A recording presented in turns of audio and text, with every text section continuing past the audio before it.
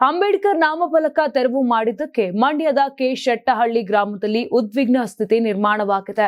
ಈಗಾಗಲೇ ಠಾಣೆ ಜಾಗದಲ್ಲಿ ಅಂಬೇಡ್ಕರ್ ಪ್ರತಿಮೆ ನಿರ್ಮಾಣಕ್ಕೆ ದಲಿತ ಮುಖಂಡರು ಅರ್ಜಿ ಸಲ್ಲಿಸಿದ್ದಾರೆ. ಪ್ರತಿಮೆ ನಿರ್ಮಾಣಕ್ಕೂ ಮುನ್ನ ದಲಿತ ಸಮುದಾಯಗಳು ನಾಮಫಲಕ ಅಳವಡಿಸಿದ್ದಾರೆ.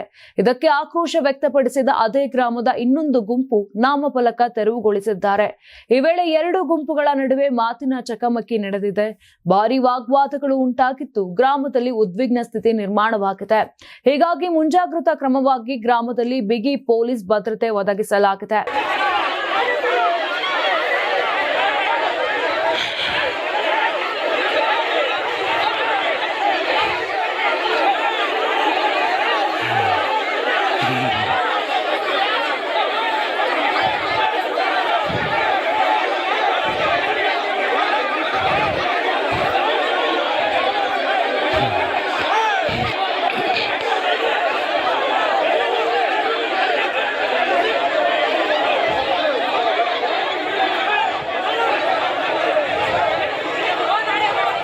ಯಾರಾಗ್ತಾರೆ ಎಂಎಲ್ಎ ಅಭ್ಯರ್ಥಿ 2028 ಶೀಘ್ರದಲ್ಲೇ.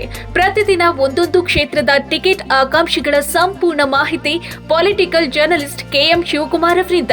ಕರ್ನಾಟಕದ ನಂಬರ್ 1 ಡಿಜಿಟಲ್ ಮೀಡಿಯಾ ನಿಮ್ಮ ನೆಚ್ಚಿನ ಕರ್ನಾಟಕ ಟಿವಿಯಲ್ಲಿ ಮಾತ್ರ.